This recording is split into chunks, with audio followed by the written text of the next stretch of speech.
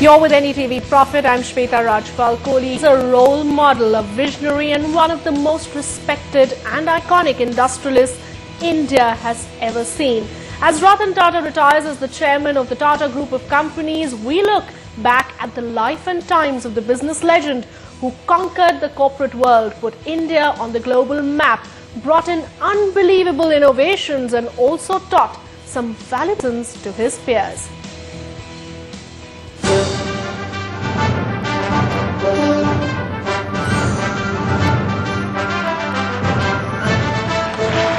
As India's corporate brand ambassador, Ratan Tata gets ready to retire on December 28 this year at age 75, he leaves a $100 billion group in the hands of Cyrus Mistry, 31 years junior. Ratan Tata has been the chairman of Tata Sons, the promoter holding company of the Tata Group, since 1991, but has been with the group for 50 years. Ratan Tata's legacy is thought to be a drive to conquer the world, given the massive global footprint of the group, a feat achieved with integrity, grace, and with his unique brand of gilded humor. Ratan has contributed tremendously ever since he took over as chairman of the Tata Group, and over the years he has globalized the Tata Group. He has put it on the global map very successfully. The size of the group has also expanded very considerably. What Mr. Ratan Tata has achieved in his lifetime is tremendous. You know, he has made Tata a very international brand. He does inspire a lot of entrepreneurs, and I think the way Tatas work professionally, ethically, that's for everyone to emulate. Ratan Tata is the adoptive great-grandson of Tata Group founder Jamshedji Tata. His father, Naval Tata, has been adopted from the family of a distant relative by Jamshedji's childless younger son. Tata's parents separated in the mid-1940s when Ratan was 7 and his younger brother Jimmy was 5 years old.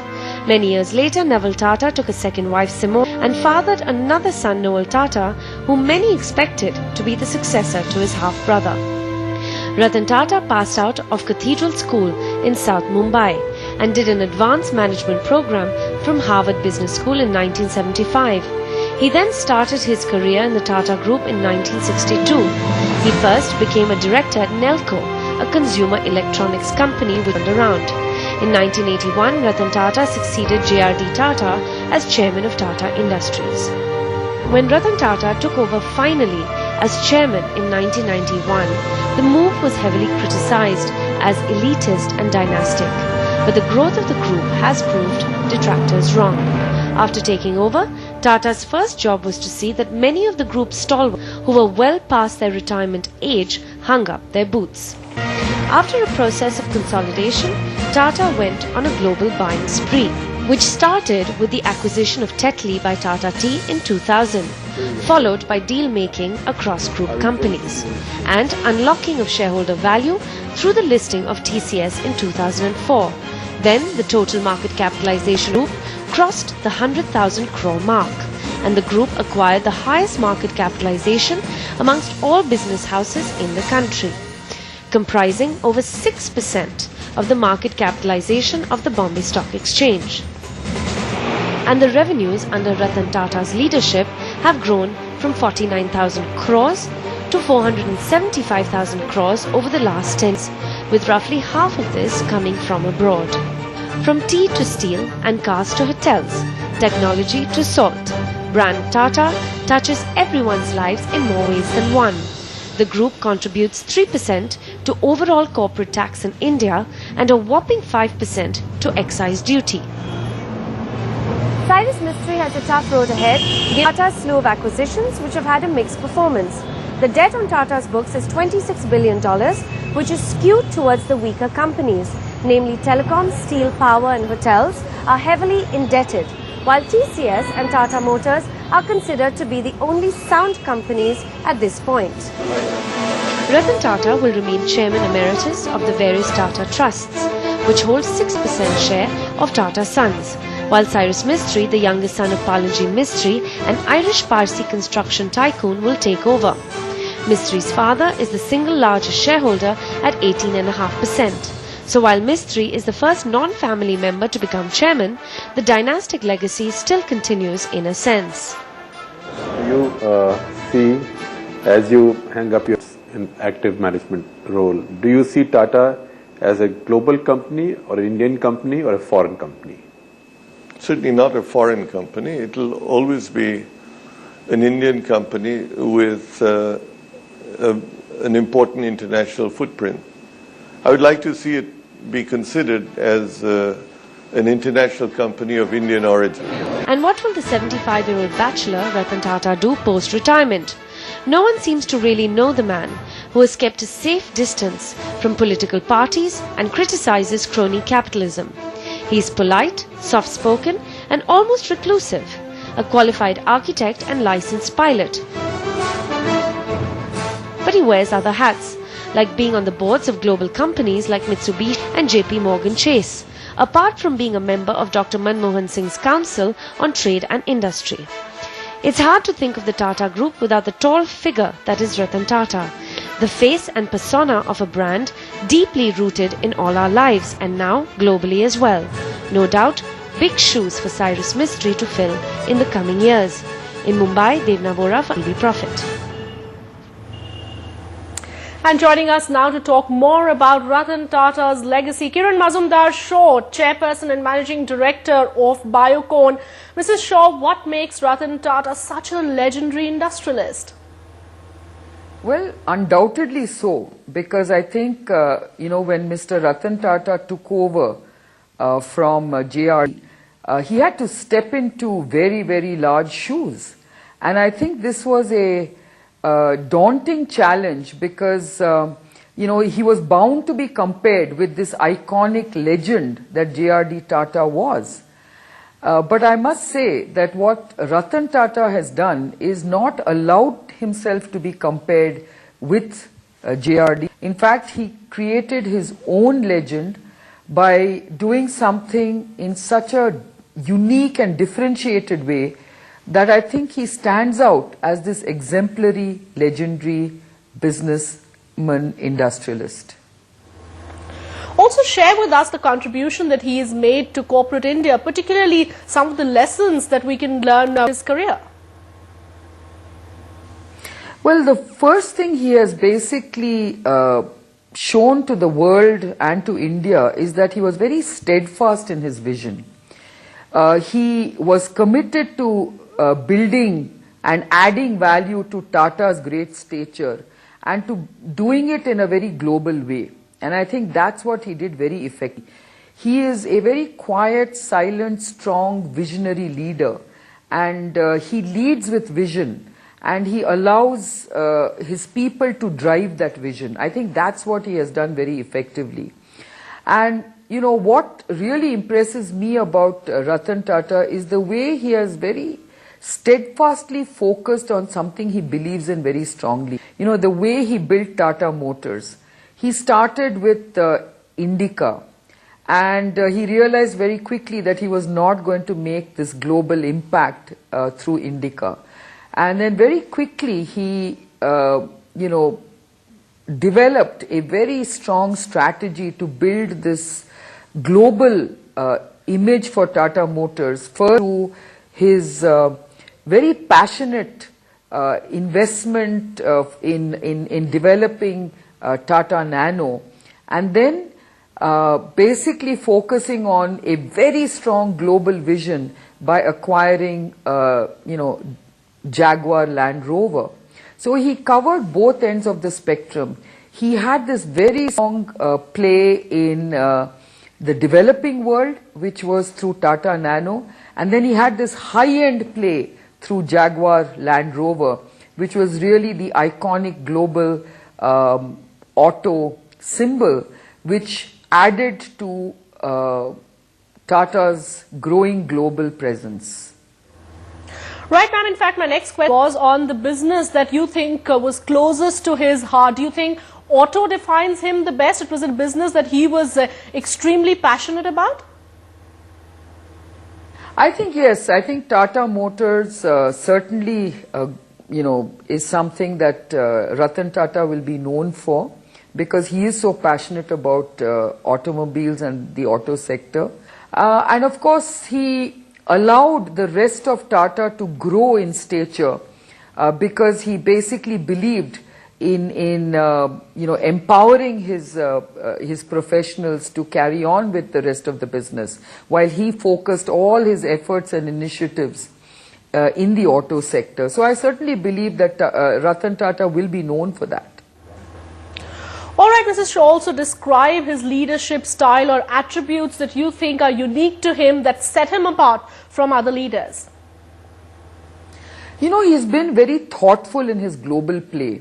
Whether it was the acquisition of, the Jaguar Land Rover, brands, whether it was his foray into hotels, we got some very iconic hotels in the world, like the Pierre, or whether it was about buying Chorus Steels when the steel sector was such an important growth sector in terms of the global economy.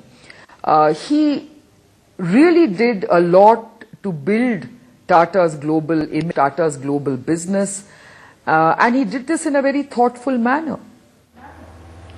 All right, so let me take that point forward about his leadership style and try and understand the difference between Ratan Tata as a person versus Ratan Tata as a leader.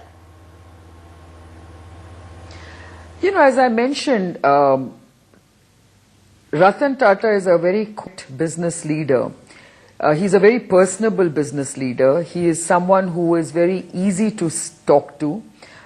He comes across as someone who is not very effusive, but someone who is very pleasant to engage with. I have of course interacted with him on many occasions, and I've found him very easy to talk to. He is thoughtful, he is very perceptive, he is very personable, and someone who leads in a very different way, because generally you expect leaders to be very outspoken, very, very larger than life people, but I think he actually defies that logic. He actually comes across as someone who is a very, very different, strong business leader who doesn't really, necessarily symbolize all the attributes that you normally associate with strong business leaders. And yet he's one of the strongest business leaders we've had in a long time. And what makes it absolutely remarkable, the fact that he is such a quiet leader, as you say, he's maintained a very low profile, but he's always managed to get his point across to policy makers and to the people who mattered. He really did get heard. I think he was a very respected business leader, and that respect earned him a different kind of approach from all the people he interacted with. So governments listened to him, business leaders listened to him, and that's the kind of respect he commanded from the government and business houses and business leaders. And I think that's what made him very special. And he could actually then make statements which came across as being very sincere, came across as being something that was of deep concern to him. And I think that's why he actually made important statements that the governments took notice of, that business leaders took notice of, and he was able to actually be very strong when he expressed his own opinion. And it came across as being very sincere and very effective as a result of that. Absolutely. Let's now move forward and talk about his successes and perhaps even failures. Any regrets that you think he may have as he retires? I really don't think he has to regret about. I guess the only phase in his life that he would have rather wished away was when he was kind of dragged into that very unnecessary time when he had to face a lot of media you know, what shall I say, criticism and all the unpleasantness that went around at the time of the Radia tape issue. But, you know, that was again because he's such a reclusive, quiet, low-profile person that it was something that he was not very pleased with when that kind of expose took place. But having said that, I think he, again, you know, handled very well, and as you can see that, you know, that hasn't really affected his stature and his image in any way. So I think, I don't think Ratan Tata has anything to be regretful for. I think he has a lot to be proud about. I think he can really hang up his boots knowing that he added tremendous brand value to the Tata Group, and in a way that has brought him and earned the Tata Group much greater global respect that they had before his times. And I think what is even more impressive is the way he has now handed over the baton to Cyrus Mistry, and he has very rightly asked him not to try and be daunted, but rather set a very new path ahead for Tatas and do it with his own persona, his own style, like Ratan Tata did during his tenure. But right, we have to admit that it is a daunting task ahead for Cyrus Mistry, for his successor. You know, you could have said the same of Ratan Tata when he took over the baton from JRD. I mean, that was a very daunting time. That was a time when everyone would have looked at the young Ratan Tata saying, can he, you know, step into these very large boots? But I think he did it admirably. And I think that Ratan Tata believes that Cyrus Mistry will do and continue to add to the Tata name, the Tata tradition, and the Tata values. I think Cyrus Mistry also comes across as someone who is similar in his personality when you compare him to Ratan Tata. He is quiet, he is profile, he comes across as someone very thoughtful, very strong, and he comes across as someone with a vision. So I'm sure that Ratan, being the man he is, would have been very thoughtful about choosing the person who he felt was worthy of carrying on the Tata tradition, and I have no doubts that Cyrus Mistry will to this challenge and do an admirable job for Tatas in the years ahead. Mrs. Kiran Mazumdar-Shaw, many thanks for joining us and sharing your perspective on Mr. Ratan Tata's legacy.